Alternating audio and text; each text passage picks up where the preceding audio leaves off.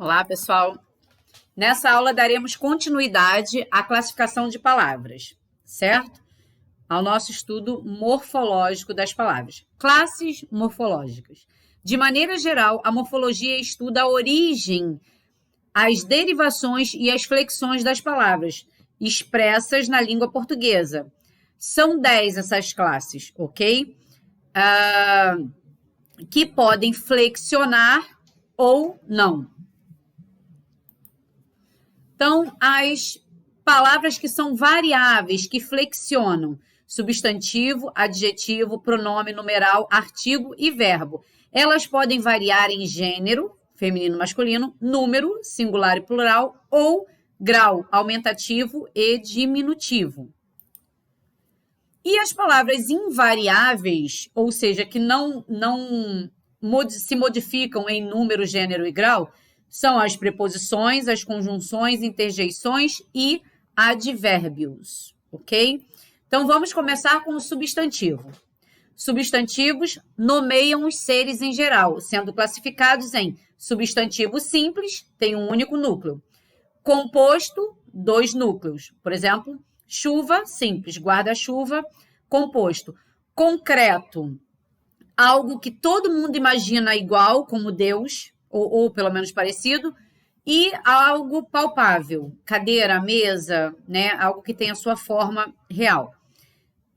Abstrato é tudo aquilo que depende de um outro ser para existir. Amor, sensações de frio, calor, tá?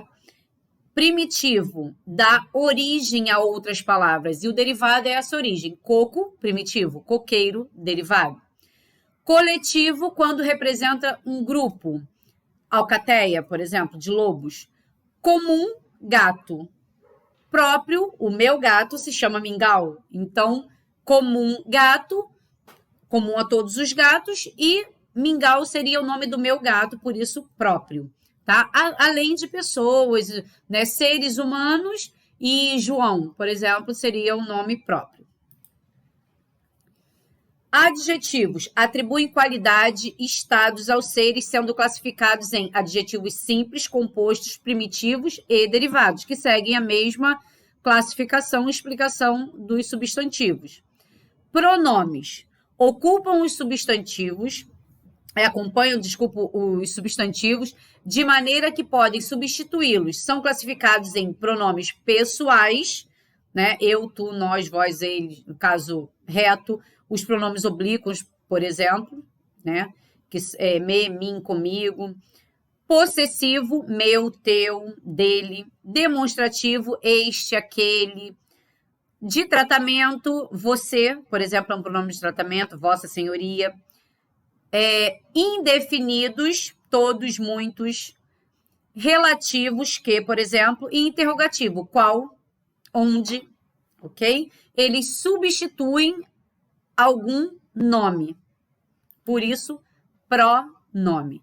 Numerais determinam a quantidade de tudo que existe, sendo classificado em cardinais, 1, 2, 3, 4, 5, ordinais, primeiro, segundo, terceiro, fracionário, 1/3, coletivos e múltiplos. Artigos determinam o número e o gênero das palavras, sendo classificados em artigo definido e indefinido. Há uma complexidade, por exemplo, no a, porque o a ele pode funcionar como uma preposição quando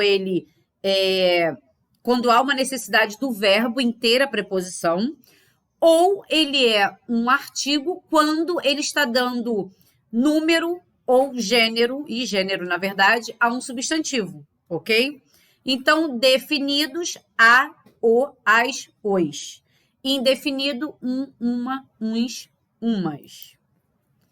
Verbos indicam ações, estado, fenômenos, sendo classificados em verbos regulares e irregulares. Os verbos regulares são aqueles que mantêm o radical nas conjugações. E o irregulares é aquele que muda. Por exemplo, né, ser.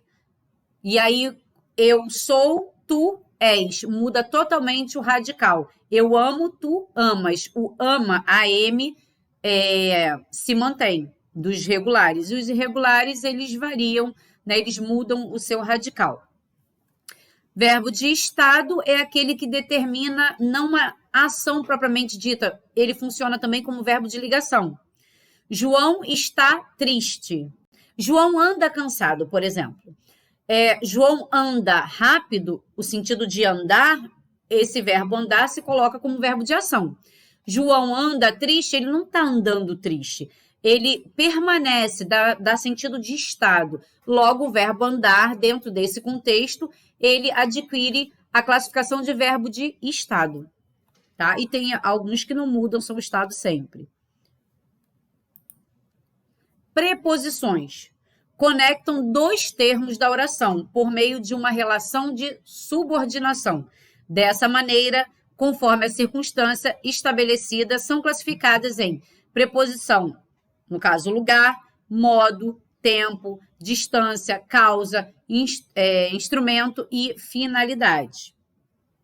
Então, a preposição, ela liga palavras, certo?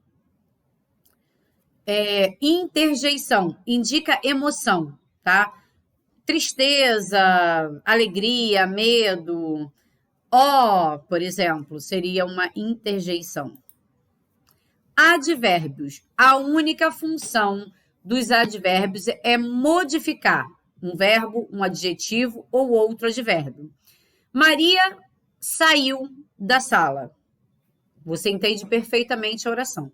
Quando eu digo Maria saiu da sala apressadamente, o sentido de sair se permanece, né? Se mantém, porém, a forma com que ela saiu se modifica.